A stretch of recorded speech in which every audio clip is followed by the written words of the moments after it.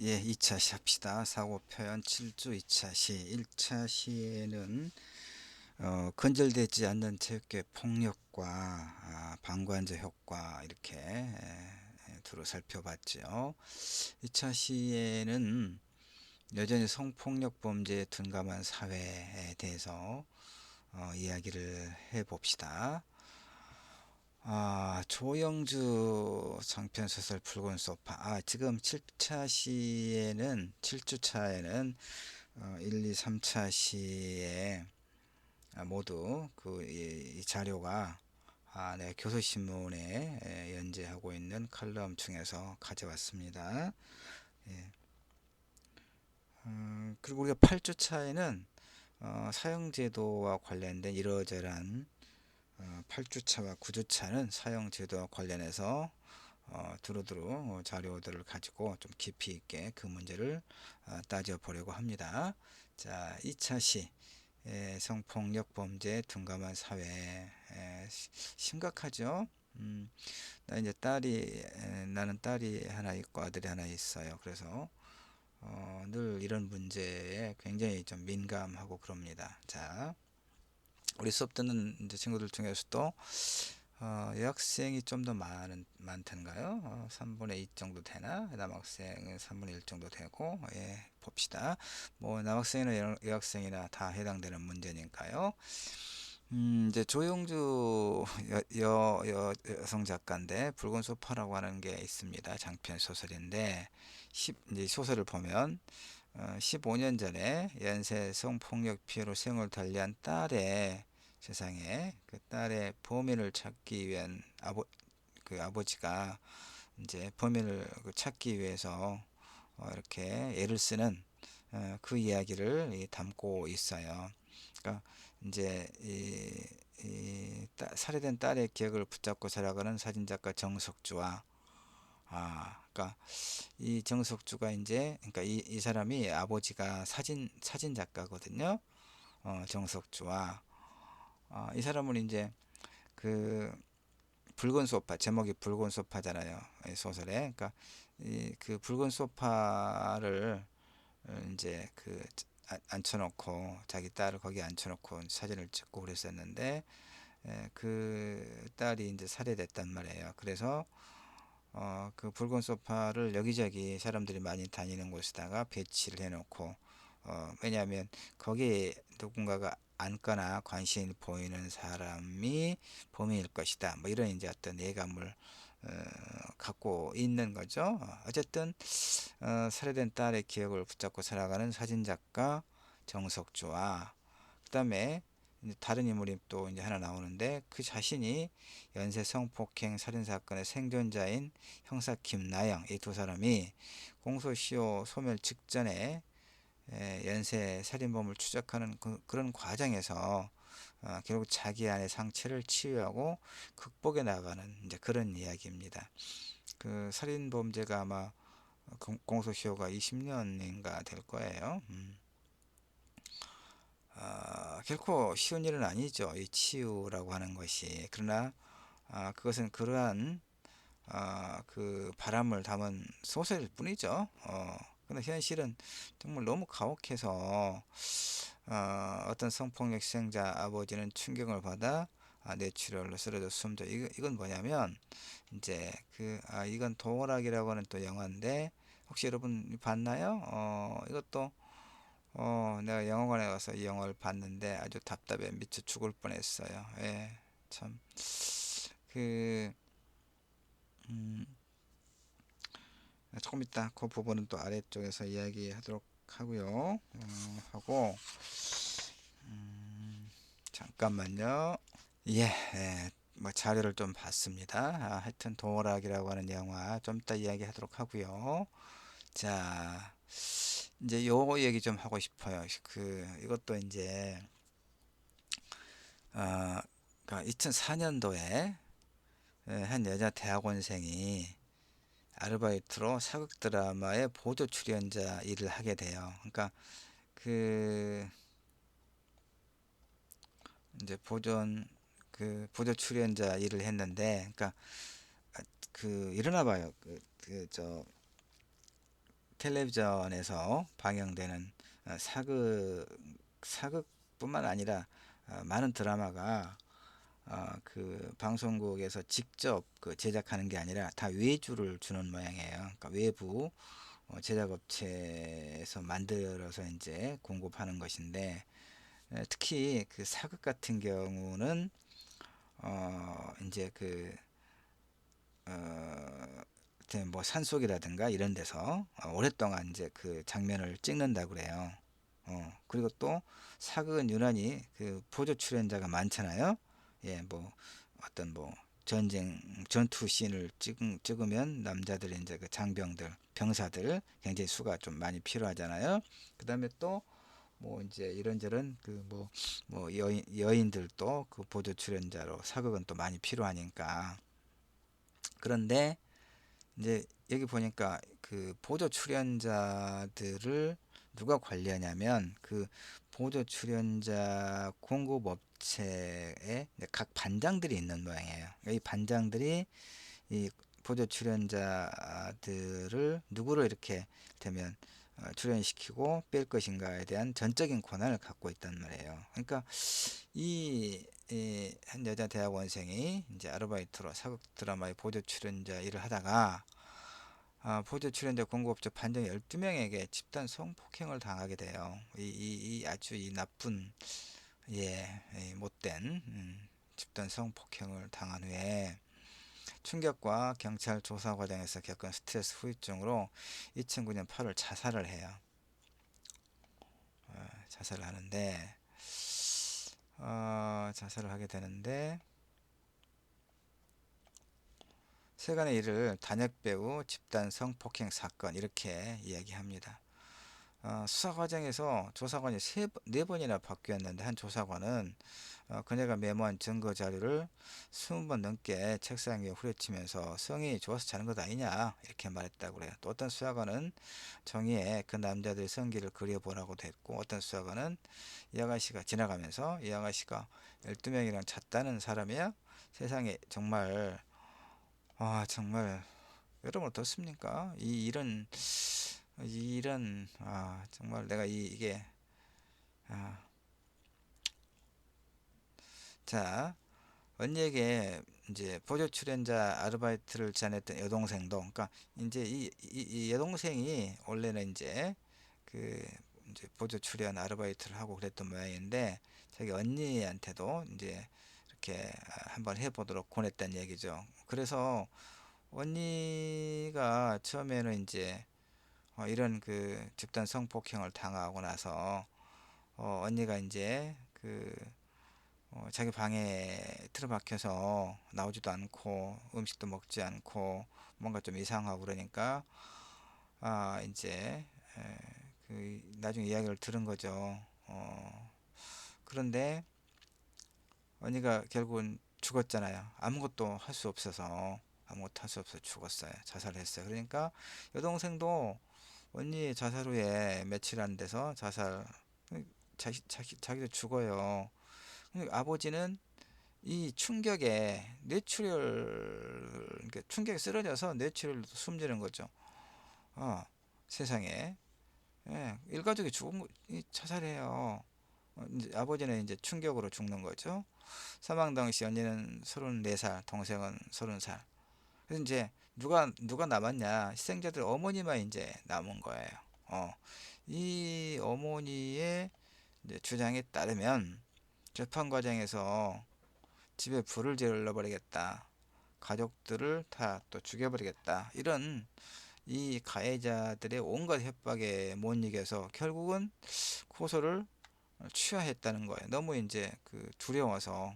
어, 어, 그래서 나중에 또 이제 이그 결국에 이제 이런 게 잘 안 돼서 다 자살하고 막 그랬잖아요. 너무 힘들어서. 그래서 이 희생자들의 어머니는 나중에 가해자들을 상대로 손해배상 청구 소송을 내요. 근데 법원은 또 뭐라고 이제 판결을 내냐면 성폭행을 당했다고 볼 여지는 있다. 일단 판결을 해요.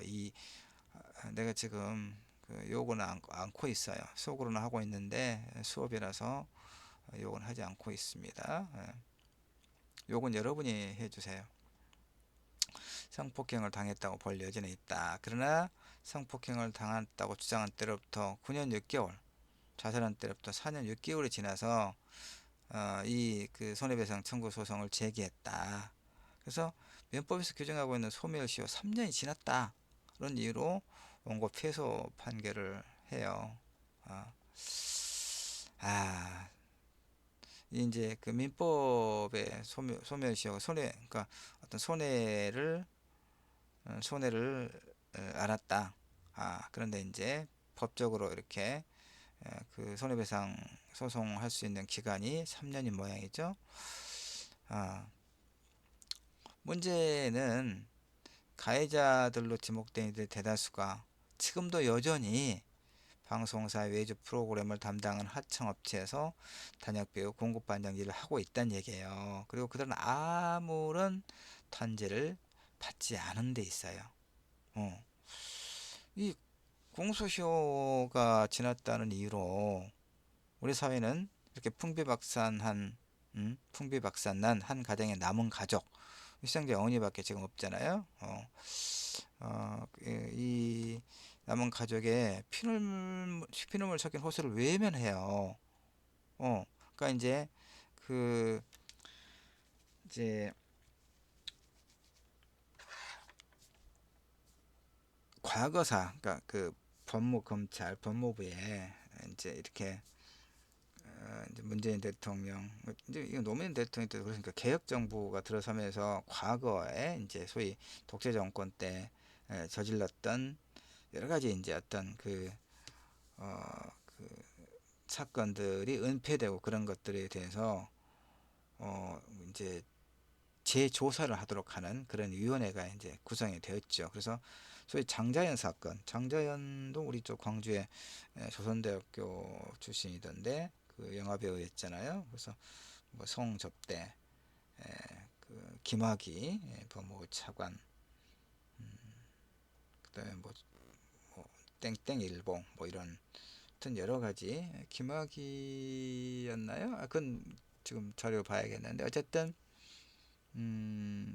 이 장자연 그 배우 사건도 하여튼 그 소속사 대표에게 이렇게 폭행을 당하고 뭐 이렇게 성접대를 해야 되고 그러다가 이제 자살하고 말았잖아요. 그러니까 그런 사건도 재조사하라고 이렇게 했거든요. 그건 뭐 재조사 해봤자 그 아무도 재판에 제대로 수사도 이루어지지 않고 그래서 장자연만 억울하게 그 죽음이 그 억울한 죽음을 밝혀달라는 그 유언은 실현되지 않았죠. 그런데 문제는 뭐냐면 이 사건이 있잖아요. 단역배우 집단 성폭행 사건 얼마나 억울해요, 여러분. 그런데 그 법무검찰 과거사 진상조사위원회에서도 이 사건을 조사 범위에 넣지도 않았어요. 그러니까 정말 이 평범한 가정이고 그렇잖아요. 그러니까 이런 사건들, 평범한 사람들이 겪은 억울한 피해에 대해서는 뭐 이 개혁적인 정부의 그런 어떤 과거사 진상조사위원회에서도 외면하고 만 거예요. 그러니까 도대체 정의라고 하는 게 누구에게는 정의가 실현되고 누구의 죽음이라든가 억울함은 외면되나요? 외면받나요? 난 이제 내가 이런저런 글에서도 내 소설에서도 그렇고 이 문제를 지속적으로 이렇게 좀 제기를 하고 그러거든요. 너무 억울하잖아요. 그래서 이 이제 큰 딸, 둘째 딸, 그리고 그 남편 다 이렇게 죽고 이제 이 어머니밖에 혼자 남아 있는데 이 사람은 또 암투병 중이에요. 암이라고 하는 게 이런 뭐 유전적 요인도 있긴 하지만 일부 있긴 하지만 이렇게 어떤 그 스트레스 요인들로 인해서 암이 많이 발생하게 되거든요. 그러니까 집이 이렇게 억울한 어떤 일을 당하고 다 죽어가고 그러니까 이 엄마가 얼마나 힘들었겠어요, 이 사람이. 그래서 암투병 중인데 이 사람을 향해서 일부 가해자들은 그들의 명예를 훼손하고 있다면서 손해배상 청구 소송을 또 해요. 이렇게 끊임없는 괴롭힘이 지속되고 있거든요. 왜냐하면 이제 이 엄마가 그 방송국들 이자들이 이 사람 이 가해자들이 여전히 이제 일부가 그 이렇게 방송사 외주 프로그램을 담당하는 하청업체 단역배우 공급 반장 일을 하고 있단 말이에요. 그러니까 그 아까 얘기했지만 방송사가 직접 이들을 이제 뭐 채용하거나 그런 건 아니지만 그럼에도 불구하고 이런 문제가 발생했음에도 불구하고 방송국에서는 우리 일 아니다라고 외면하는 거예요. 어, 실제로 이제 내가 이거 관련된 글을 쭉 보면 방송 PD가 이런 사람 이런 이제 그러니까 이 반장들은 이 단역 배우들에게 그 일 끝나고 그날 그 뭐 술 한잔 마시고 가자라고 하면 그 단역 배우는 그걸 거부할 수 없는 모양이에요. 왜 그러겠어요? 거부하면 너 다음 날부터 나올 필요 없어라고 할 테니까. 그래서 그 이제 이 단역 배우 그 뭐 받는 이를테면 그 수수료가 얼마나 되겠어요. 그러나 그것이라도 매달릴 수밖에 없는 사람들 입장에서는 공급반장의 그런 요구를 거절할 수가 없겠죠. 근데 바로 이제 그런 기회를 이용해서 이 나쁜 자들이 뭐 성추행, 성폭행을 아주 아무렇지도 않게 저지른다는 거예요. 그러니까 그 어느 이제 그 방송 PD가 그런 것을 지적을 했더니 이 반장들이 험악하게 거의 조폭 같은 자들이겠죠. 이들이 당신이 그 관여하지 마라. 당신 일은 아니다. 이렇게 한번 했다는 거. 그래서 방송국 PD들도 사실은 그들한테 얽히고 싶지 않아서 그들이 어떤 짓을 하는지를 대강 알고 있으면서도 어떻게 제지를 하거나 그러지를 못한다는 거예요. 그럼 방송국에서라도 좀 해야 되는 거 아니겠어요? 근데 전혀 하지 않고 있으니까 이 어머니가 이제 그 방송국 해당 방송국 앞에 가서 이렇게 1인 시위를 하고 이제 그러는 거예요. 그러니까 이들은 또 이제 그 손해배상 그 자신의 명예를 훼손하고 있다. 그러면서 뭐이 명예훼손죄가 좀 우리나라는 이게 이제 좀 그 법적으로 굉장히 좀 문제를 많이 제기하잖아요. 그러니까 사실은 내가 우리가 그러니까 사실적시 그러니까 사실을 말해도 내가 지금 그 사실을 말하고 있죠. 사실을 다만 내가 그들의 이제 실명을 지금 이야기하지는 않고 있죠. 그러니까 나는 이제 법적으로 문제가 없는데 내가 이렇게 수업에서 공개적으로 가해자들의 실명을 공개하거나 실명, 소속 뭐 이런 거 주소 이런 거 공개하잖아요. 그래서 비난하면 그 사실 적시 명예훼손 이렇게 처벌을 받아요. 그리고 또 손해배상 청구 소송 민사 그 형사처벌도 받고 또 민사로 소송을 제기하면 또 이제 그뭐 그 벌금을 위자료를 이렇게 내야 되는 그런 문제가 있어요. 그러니까 공익적인 어떤 그 사건에서는 사실을 적시했을 때도 그게 이제 공익을 위한 목적이라. 난 지금 공익을 위한 목적으로 이야기하고 있잖아요. 내가 어떤 개인에 대한 그이 가해자들에 대한 뭐 가해자든 피해자든 내가 개인적인 관계에 의해서 어떤 이를테면 사감을 갖고 있거나 이런 게 아니라 공동체의 우리 건강성의 문제를 가지고 이야기하고 있는 거니까 이제 이럴 때는 사실 역시 명예훼손죄로 처벌해서는 안 된다. 그 조항을 이제 없애도록 이렇게 일부 법학자들이 이야기합니다. 그러나 국회에서는 여전히 그 입법이 안 되고 있어요. 개정이 안 되고 있고 뭐 사실 역시 명예훼손 이런 것들. 물론 이제 허위 사실을 가지고 명예훼손을 해서는 안 되겠죠. 그건 당연히 처벌을 받아야겠죠.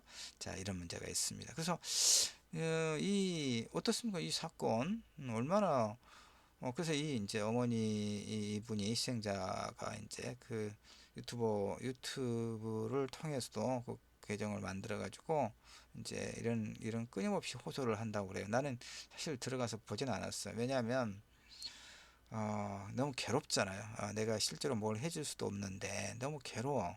그러니까 그 이제 4.16 사건 벌써 그저 세월호 침몰 사건과 관련해서도 너무 나는 그 힘들어서 그 사건 영상을 보고 막 눈물이 나잖아요. 그래서 이제 진도에도 몇 번 같이 가기도 하고 정말 너무 눈물이 나고 그래서 그 관련된 그 뭐 동영상이라든가 이런 걸 내가 일부러 안 봅니다. 그 힘들어서. 그래서 이 사건도 이제 기사를 통해서 글들을 통해서 내가 알고 있고 그러나 이제 뭐 유튜브를 들으면서 그 이제 너무 너무 힘드니까 그러지는 않습니다만은 어쨌든 이런 문제가 우리 사회에서 해결되지 않고 철저하게 이 그 희생되고 희생자들 희생된 사람들 이 사람들이 개인적으로 알아서 하라고 지금 다 이렇게 국가나 사회가 아주 완전히 방관하고 있는 거죠. 자, 그래서 이제 매우 당연한 일이긴 하지만 아까 얘기했지만 물 한 모금만 마실게요.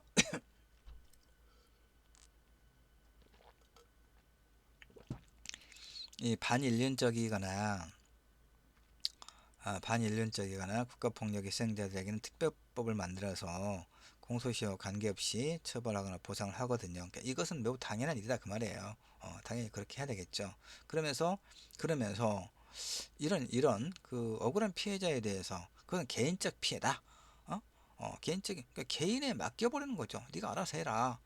어떻게 알아서 하겠어? 이 어머니가 이제 그들을 다 찾아다니면서 다 어떻게 어? 뭐 죽일 수 없잖아요. 여자 나이 먹은 여자 힘도 없는데 그럼 어떻게 하라는 얘기? 그러니까 이렇게 하소연만 하는 거죠. 그러니까 이제 이것도 그 명예를 그들 명예는 무슨? 자, 이렇게 오불간을 하고 있어요. 우리 사회가 국가가 사회가 너무나 무책임하지 않아요? 국가의 책무를 방기한 거죠. 어? 이 국가의 그다음에 또 하나 더 큰 문제가 뭐예요? 어, 저와 같은 그 범죄가 언제든지 발생할 있는 토양을 만들어주는 것과 하등 다를 것 없죠. 그러잖아요. 그러니까 이 사람들이 얼마나 이렇게 못된 짓을 아주 일상적으로 했으면 이렇게 했겠어요. 세상에 집단 성폭행을 하고 이것만 있었겠어요. 이를테면 미루어 보건대 짐작을 해 보건대 예. 그리고 이들이 여전히 아무런 처벌도 받지 않고 이 같은 일을 하는 사람도 여전히 있고 그러니까 이건 뭐예요? 그런 일을 해도 된다는 포증수표나 마찬가지잖아요. 우리 사회가 이런 문제가 있는 거죠.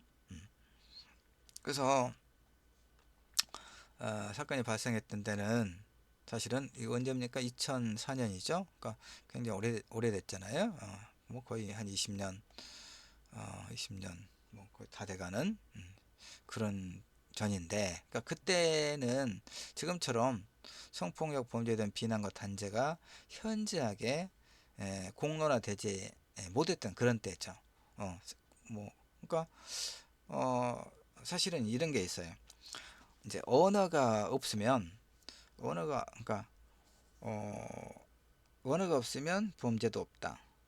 뭐냐면 한 20여 년 전에요. 그때는 사실은 뭐 성폭력이라든가 특히 성추행이라든가 그 스토킹 처벌법도 어, 그 2021년도에 겨우 만들어졌을 거예요. 어, 그, 그리고 소급요법도 안 되죠. 그러니까 이렇게 법이 어떤 범죄를 처벌하는 데 있어서 굉장히 많은 그 피해자들이 나오고 사회적 여론이 환기되고 그랬을 때 또 만들어지거나 또 강화되는 이런 추세란 말이에요. 그러니까 20여 년 전에는 어떤 그 성폭력 내지는 성추행을 당했어도 그것이 성추행인지조차 알 수 없는 굉장히 불쾌하고 그런 경험을 했어도 그래서 왜냐하면 성추행이라는 언어 자체가 도입되기 전이니까 그 개념이 만들어지기 전이니까 그래서 굉장히 불쾌한 경험을 했어도 그 문제를 제기하거나 처벌할 수도 없는 그런 상황이었죠. 자, 그래서 이제 이 그 보조 출연자 그 집단 성폭행 사건 이제 소급요법을 헌법에서 허용하지 않고 공소시효가 지난 범죄를 수사하거나 처벌할 수 없다면 최소한 저들의 범죄가 가능했던 드라마의 외주와 단역 배우들의 공급에 대해 전혀 책임지지 않는 이런 착취 시스템이라도 획기적으로 개선해야 되지 않겠는가 이런 생각을 해요.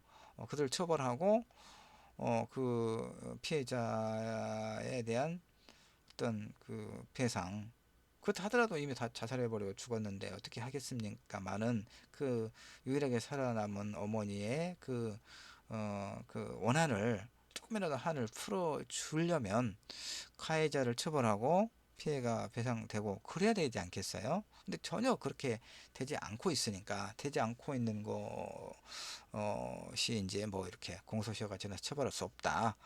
이런 것이니까 그렇다면은 이런 착취 시스템이라도 개선해야 될 거 아니에요. 근데 전혀 안 되죠. 어, 나만은 무관한 일이라고 하는 무책임과 방관이 결국은 이 성폭력에 둔감한 그런 사회를 만들고 있는 건 아닌가 하는 이런 생각이 여전히 들지요. 자, 여기 도락 이야기를 조금 하죠. 도락은 이제 내가 이 영화 보면서 얼마나 답답했는지 모르겠어요. 그 혼자 사는 원룸에 이제 낯선 자가 침입해서 거의 이제 그러니까 우리 학생들은 훨씬 더 그 실감할 수 있는 공감할 수 있는 영화일 거예요. 그러나 이 영화를 보면서 내가 답답했던 것은 어 그러니까 이제 이 뭐 스토킹 범죄죠. 스토킹이고 실제로는 이제 조금 더 이런 성폭력으로 연결되고 또 살해를 하고 그런 거죠. 혼자 사는 여성을 노리는 그런 어떤 성범죄죠. 그런데 이 여자 주인공은 그러니까 결국 이제 이 감독의 의도는 이 무력감이겠죠. 이 여성이 그 여성의 힘으로는 여성의 스스로 힘으로는 이런 그 폭력에 맞서지 못하는 그 두려움에 공포에 쌓여 있어야만 하는 그런 현실을 이제 좀 과장해서 보여주고는 있을 텐데 우연이 아니라면 이 여성은 실제였다면 진즉에 이 살인자에게 이 성폭행 범죄자에게 죽음을 당하고 말았을 만큼 그 우연적인 요인에 의해서만 겨우 살아남는 이런 모습을 보여주고 있어서 너무나 답답하고 화가 나고 그랬던 영화예요. 그러니까 대개 이런 범죄를 다루고 있는 영화를 보면 국가의 공권력이 뭐 희생자가 난 희생된 이후에 너무 늦게 도착하죠. 그래서 이제 범죄에 대한 예방 그리고 또 근원적인 어떤 해결책이 늘 이제 요구되는 것인데 범죄는 이를테면 뭐 날아가고 그 범죄를 예방하거나 추적하는 그런 시스템은 뭐 기억하고 이런 것이 우리 현실이죠. 물론 이제 내가 아는 뭐 경찰관 간부는 뭐라고 또 얘기를 하냐면 한국 사회가 그 치안 유지가 굉장히 잘 돼 있다라고 또 이야기하더라고요. 실제로 그런 면이 없지 않아 있죠. 이를테면 유럽 같은 경우는 뭐 파리도 그렇고 이렇게 뭐 관광객들 관광하다가 그 골목에서 소매치기를 당한다거나 이런 피해를 당하는 것이 굉장히 많은 모양이에요. 근데 우리나라는 그런 건 좀 드물죠. 어떻습니까? 범죄 이제 어떤 환경이나 유형이 좀 다르긴 합니다만은 그러면 이제 여성 여러분들은 여성이라고 우리 여학생 여러분들은 어때요? 안전하다고 범죄에 안전하다고 생각을 하나요?